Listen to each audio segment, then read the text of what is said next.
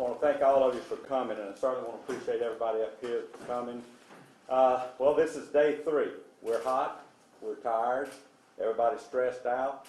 We're all in the same boat as our citizens, as all of our rescuers, as all of our roadway clearers, as all of you all in the press. So we're asking everyone to please be patient. I want to thank neighbors who are helping neighbors. Certainly want to say thank you to all the power linemen who are out working as hard as they can in devastating circumstances. As you all know, this was, if not the worst, certainly the worst I've ever been through. I thought the 2016 flood was, but we had 85.9% of our people without power at one point. Some of that is beginning to come back, but it is all over the parish. It is a devastating event all over the parish. I did have a talk. I did talk with the governor this morning early. He was up early, and we did talk, I guess, about 6 o'clock. He's reassured me that whatever we need, all we have to do is ask, and as best they can and as quick as they can, they will supply it, which we'll do through the Web EOC. Our Washington delegation, Congressman Graves, Senator Cassidy, have worked very diligently trying to make sure that we're taken care of. Attorney General Jeff Landry came by just to express his concern and to see whatever he could do. Our National Guard has worked extremely hard. They're here, and they're doing engineer assessments and helping with clearing roadways, along with our Sheriff's Office, others that the Sheriff will be mentioning later. We're working with FEMA. We have people from out of state who are also clearing from New York, Illinois, Tennessee, and I believe Oklahoma, probably some others that I don't know about yet.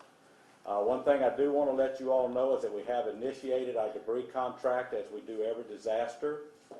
We jumped on that early, so we're starting that actually today. They will also be out clearing roadways, doing assessments.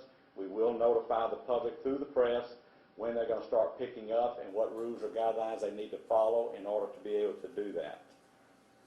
We know the Tickfall River over in Holden is going to crest Friday. It's going to be supposedly at 21.5, a little bit below 2016. The Amite River tomorrow.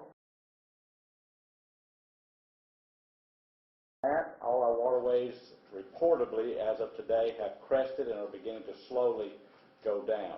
The problem we're running into is there's a lot of debris, obviously, that has fallen in these waterways and tributaries that's going to slow this down even further, causing serious, dangerous situation all over the parish. The curfew will remain in effect indefinitely from dusk till dawn. Not 6 to 6, but from dusk till dawn, 8 o'clock to 6 o'clock, in other words. We know we're going to be doing that the next few nights. Obviously, that is to clear the roadways for our first responders to be able to respond, for those who are trying to desperately help, possibly rescue or save someone. But it also protects our citizens. What a lot of people have not understood, that this storm is different than the flood in the sense that there's debris. There are power lines hanging. So even though the tree may have been cut off of the road, it may be just staggered at the edge of the road, and you still have power lines that are dangling, or parts of the power lines that are dangling over the road. I've seen that several times, as I know some of you who have been out and about have seen it. So that it is to protect you. Now, obviously, if you're going to work, if there's an emergency, and the sheriff will explain and go through those processes later with you how that works. But basically, the curfew is from dusk till dawn. I think that's very, very, very important. We have representatives from Energy Demco here. One thing I wanted to mention before I turn it over to the sheriff is that we know there were some issues with the War 2 water. We have generators coming for them, and they may have already actually been installed. We are doing everything possible. We do have 2 shelters that are opening in Albany High and at Live Oak Junior High. I'm going to say this if I don't choke up, because I think I need to say this. This is the most devastating thing I believe I've been through in 2 weeks, it'll be 67 years. It is extremely, extremely emotional for everyone. I cannot illustrate enough patience, patience, patience. And I'm always halfway picking about, you see neighbors helping neighbors. Thank God Livingston Parish people are like that. I know some of them don't even like their neighbor. but they're out there pitching in, helping in times like this. I cannot imagine going through any of these disasters without going through it with my Sheriff Jason Art. We have worked hand in hand, how many sheriffs, since we've been elected? Way too many. And I would not want anybody else standing here with me other than him. Sheriff Art? Good afternoon. Would much rather hear from Demko than me. But look, I just want to tell y'all, I know that you don't like having a curfew, but most of you that have been out in those areas, you can see that it is very dangerous, especially when you can't see. So it's very important that the President and I work together to set that curfew, so we can put that, you know, it's vitally important to do that. We still have areas in our parish we cannot get to. A lot of you are calling for welfare checks because you can't get in touch with your loved one. I get it. I understand. We still have deputies that we have, fortunate enough, been able to have contact with them, but we still cannot get to them. There's still a lot of debris to be picked up and moved out of some roadways. It's just, we're working on it every single day and trying to get that done. Please make those calls to us, and we will put it on a list, and as soon as we can get there and do that welfare check, it will be done. I promise you. Leighton Rick said this, and I'm gonna say it again. Patience is important. I get it. Everybody wants to be first in line at the gas station. Everybody wants to be first in line to get the generator worked on. Currently, as we speaking, I have no generator power. I understand. It's just one of those things we have to deal with. Be patient. Work together. We're going to get through this. We got through this during the flood and the other disasters, and we will definitely get through this. I do appreciate the people I've seen yesterday riding around one of the areas. I've seen a lot of citizens themselves out there cleaning roadways to make sure nothing was sticking out in the road. That says a lot about Livingston Parish. That's why I'm proud to be from here. Anything y'all need from us, call us. Know we have a lot of resources. I have several sheriff's offices that have came in from other areas in the state to help. So you may not someone from Point Capee or Allen Parish, some of those deputies that are from here and some other areas as well. We have other deputies coming in.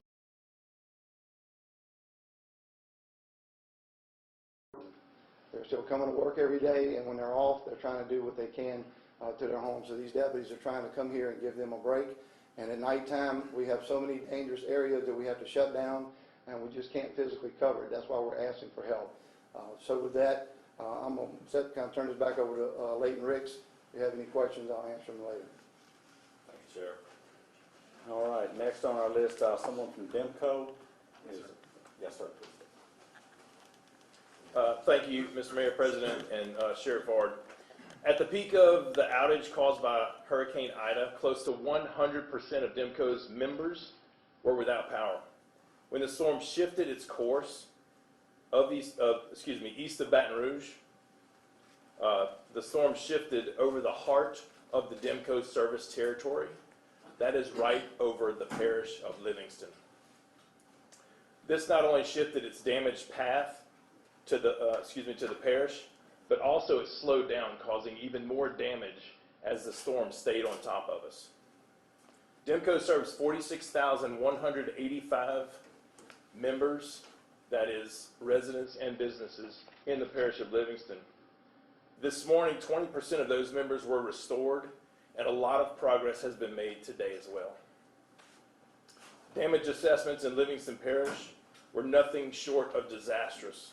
150 broken poles, 250 stripped poles, countless downed trees, taking critical Demko infrastructure with them. This has caused a hazardous situation for crews and the communities we serve. Several areas are flooded, preventing proper assessment. As Parish President Ricks mentioned, those waters are still rising in some areas, making assessment and restoration very difficult. Specifically, Satsuma, the town of Livingston, and Holden sustained damage that will push the restoration to 2 to 3 weeks. In many areas, the flooding is still preventing that safe progress. Good progress has been made in the Juban, Watson, and Walker areas. DIMCO control center operators have been able to perform load shifting changes that bring power back to many areas such as these are listed. Moreover, we are working with our partners at Entergy and the Public Service Commission to prioritize repairs to facilities that DIMCO relies on to deliver power to the 113,000 members that we serve. Along with DIMCO crew members, we have solicited assistance from outside contractors, many of which work on our system every day. Hundreds of outside electrical co-op crew members from other states. The addition of these crews and many more in the coming days will expedite this restoration. We ask for your patience as we walk through this together. This is a process, unfortunately, that we are familiar with. Thank you so much. Thank you. Entergy? Yes, sir. Thank you, Mayor Ricks. Entergy was prepared before Hurricane Ida. What we did is we strategically placed our restoration workers in positions where we could make assessments as soon as the weather came through. We've begun those assessments, and at this point, we are 60% complete in Denham Springs. We're 50% complete in Walker, 60% complete in Livingston Holden, and we're 80% complete in French Settlement, Port Vincent. When we finish those assessments, that's when we'll be able to come to the public and give you a restoration time. We're working hard to do that because we want to get that. That's the question you have, that's the question we want to answer. From the assessments, one of the things we found is we would love after hurricanes to just repair our facilities. In this instance, the assessments are telling us we have to replace our facilities. That's a major difference. That's a time difference. So we're working with that. We will get it done. Entergy will get it done. We've done it before, and we're working with DIMCO and with the city, and we will do everything in our power. We have 43 crews in Livingston Parish. So we're canvassing the parish where we have customers, and we are working. We will get it done. We will stay in front of you and give you more information as it becomes available. Thank you, sir. And now we have from water. Yes, water. Thank you, Travis. All right, under our current resources, we are up to 13.3 million gallons of water being produced. As mentioned earlier, we do have additional resources en route being installed within the next 24 to 48 hours that will bring our pumping capacity back up to approximately 17 million gallons of water produced a day. Again, please be patient. We do want to thank the community that's able to reach out to us and let us know of any line breaks. Unfortunately, a lot of areas we can't even get to even begin the assessment. So we do want to thank those community members that have been able to get through to us and let us know about those outages so that we could restore them. I don't want to keep up too much of time. Everybody be patient as we work through this. This is something we've just never experienced, so thank y'all. Thank you, sir. I know a lot of people have asked about when is Waste Management coming. We have three different companies, Waste Pro, Trash Rangers, and Waste Management. I do have a representative here from Waste Management, and we will be continuing to reach out to our other companies as well. Mr. Haynes? Thank you, Sheriff Howard and President Ricks. Waste Management, we are fully operating now today, Wednesday, September 1st. Those customers that were impacted by Monday and Tuesday collection will be collected on September 6th and September 7th. That's next Monday and Tuesday. Every other customer is business as usual for the remainder of the week. We remind everyone that we will collect, especially impacted customers that didn't receive service on Monday and Tuesday. We'll collect your extra garbage that's bagged and the contents of your cart. Woodside Landfill, our landfill here in the city of Walker, is open and operational. Both our hauling company and the landfill is running at normal under generators, but we're running. And we just remind everybody to stay safe and please separate your garbage from your storm-generated debris. We do not collect storm debris. It is a different classification of waste. And we do have some diagrams and press packets for the press to put that out. Thank you very much. Thank you, sir. Now, the lady that's kind of at the helm of this thing over here, and OEP, our Homeland Security Director, Miss Brandy James, will step up. She doesn't like to talk to the media, so understand she might not. No, I'm kidding. She is the one that keeps me straight when all these things are going on, so I'm going to ask her to step up now. Hello. As you can see, everyone in this room, we stay in constant contact, and we're trying to work together to recover as soon as possible. We stay in contact as much as, of course, the current communications issues we're having allowed. It has gotten better. I know that we've brought out some boosters, and it's helped boost our signals with AT&T and some other carriers, and so I think that'll get better. I wanted to let everybody know that our Emergency Operations Center hotline is active, and it will be run 24/7 just until we decide there are enough things happening on the outside to close that up. The phone number is 225-686-3996. Again, you can call that 24/7 right now, and we can help you with anything from any information you need, whether it's where the shelters, where our pods, which we're trying to open right now. We're trying to open some pods around the parish, and hopefully we'll have that done soon. We can help you with what roads are open, what roads are closed. We can help you with just any information that you're looking for, really. If you do have an emergency, if you're trapped, if you need to be rescued, you still need to call 911. It's all being dispatched through them. Please don't call our hotline. We would just then have to transfer you over to 911. Again, like I said, thank you so much to everybody who's here. They're working tirelessly to help everyone recover, and we'll get this done. I know it's hard. Everybody's affected. I just ask that everyone stay calm and understand that everybody's in the same boat. So, thank you. Thank you, Brandon. Okay, we'll take some questions now from anyone if you have a couple. Sheriff, you said there were still places in the parish that you couldn't get to, that your guys couldn't get to. Can you tell us kind of where those are? And Some of it, well, toward between Springfield and then you got Prince Edward and Marpole area, that's where you got a lot of high water. Still have some debris in the roads, a lot of them are parish roads. It's just, you may cut for, a couple of miles and you go to drive and then you need a boat to go, a mile, and then you have, a road again. So it's just difficult. So there's some area and they're still assessing it, but things are getting opened up every day. Yesterday was a different story. Today is, it's completely different. So that's what we're dealing with now. Jason, you said y'all doing a zero tolerance policy with the curfew. Have y'all had to issue any sort of citations yet, or people been pretty compliant with it so far? Our citizens always work with us, and I know, like I said earlier, they really don't. Some of them may not appreciate it, but at the end of the day, I'm responsible for the livelihood of these citizens, and again, it's dangerous. So we have a zero tolerance. Yes, these deputies will take it. They're going to make discretionary decisions. If you're trying to get to the hospital, if it's an emergency, they're going to let you go. We do that when we pull people over, but there's a lot of people that still just riding around. I'm kind of bored at home, so I decided I'm going to go stay with my mom tonight. Get those things taken care of during the day. I know this, I have kids, and they want to change their mind at 9 o'clock, 10 o'clock at night, but look, this is a serious situation. It's just the debris on the road, the high water.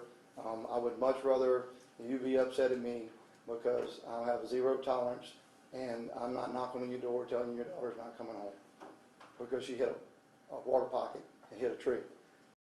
The kind of thing I'm concerned about, and y'all know this, when the power's out, you can't see like you normally could when the power's on because there's no porch lights on. People are being very conservative right now, and in Livingston Parish, it is still very rural, and it is dark. I'm telling you, you can't see anything right now, especially when you get a few clouds. So we are taking a very zero tolerance approach, and that's what we have to do. And so get your business done before dark. So at dark, the deputies will be enforcing it. Has there been any injuries or anything yet that y'all heard of? We've had some incidents, but nothing major. Anything else? Yeah, you mentioned that there's a handful of people you haven't been able to do a welfare check yet because of debris and whatnot, making it impossible.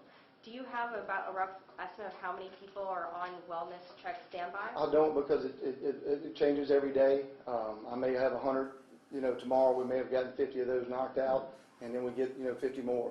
So they're steadily coming in because we still have a very, there's several areas in the parish that they don't have phone service, they don't have internet, they don't have any form of communication. So it goes up and down.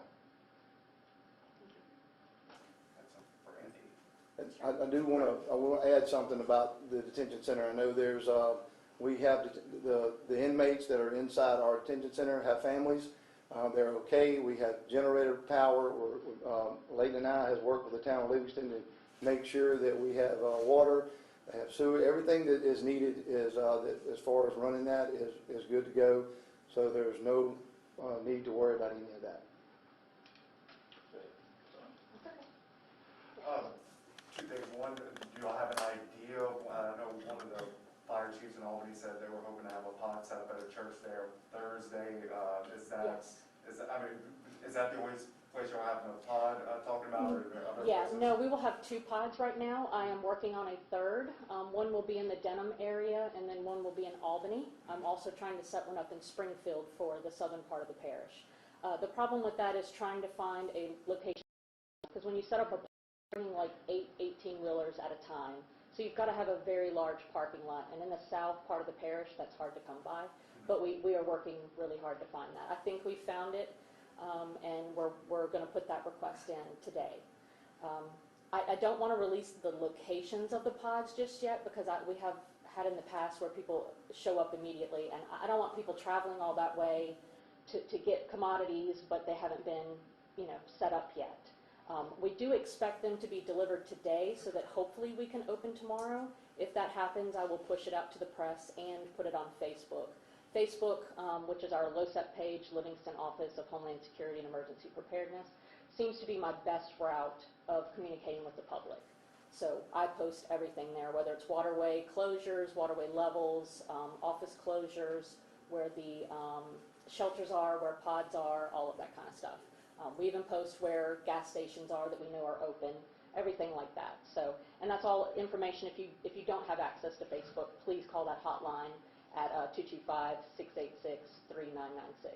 And do you think y'all are going to need, I think your post yesterday said y'all were thinking about opening another shelter in the Watson area, is that right? Or We did open, we opened 2 shelters.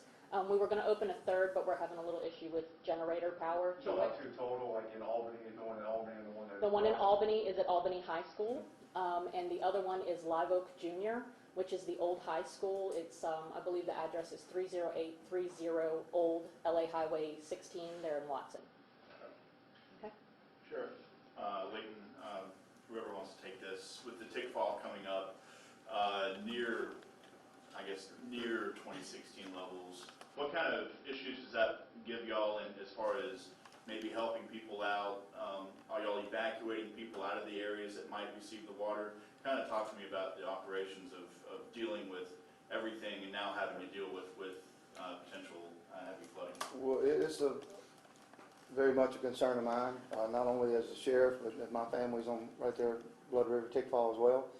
We're keeping a very close eye on that, and hopefully we don't have that issue, but if we do, and when we realize that, hey, we'll put some measures in place. Leighton and I talk every day. We make sure we have a plan if needed. We actually, right now, I actually have some people flying and doing assessments from the air to see the trees, because I actually seen it for myself yesterday. There is a lot of debris in those in the canals and the waterways. It is very much concerning to us. We just got to watch it. We don't know what it's going to do. It may go up 2 feet tomorrow, and then again it may turn around and fall 2 feet. So right now we're just watching it, and hour by hour right now. Are y'all advising folks to get out of that area? I mean, I know most of the people along there have been through this so many times before they know what's going on. Everybody that got out already is out. We're watching it, and there's not a concern as of today. If that changes tomorrow, we will make sure that we let people know to get out. And understand, a lot of these people that live on the river, and in those areas, majority of them, they're used to this, they understand, and they work with us. So they are the ones that have boots on the ground right beside your first responders. So we are in contact, and we will let them know as soon as we know that something, that it's getting serious. This is one of the things also that our debris contractors will be assessing as well. And they will be the ones that will go in and try to clear this out when it's safe to do so. So we'll work, and once we get the information, they'll assess it as well.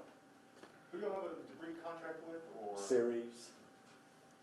They're the ones that have been doing work with us out here for several years. They know our parish, they know the people, they know how to respond, and have done, I think, really a remarkable job working with everyone, working with our public, working with the citizens to try to help get things done. They'll go the extra mile. It's made a huge difference.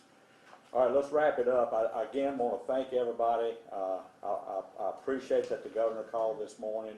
That was reassuring. I appreciate all of you all coming out. But I want to just say again that we're all tired guys, just like everybody. We miss our families. We wish we were home, just like everybody. We are hearing of incidents where kids and parents are at each other's throat because the kids this day and time are so used to all the electronic equipment, and of course that's not operational. So we're asking parents, please be patient with your kids. We understand, we know, we're getting those calls, and I'm seeing it, I'm hearing it. You know, they're just so used to everything. I mean, we had to get out and pick up limbs, but they're worried about whatever's not on the Game Boys and all this other stuff. I don't even know how to turn all that on, what all this stuff is. That's just what we're dealing with. That's just human. And we're all in this together. And I promise you, God willing, we will all get through this together. We always do in Livingston Parish. I don't know of a better group of people to serve than the people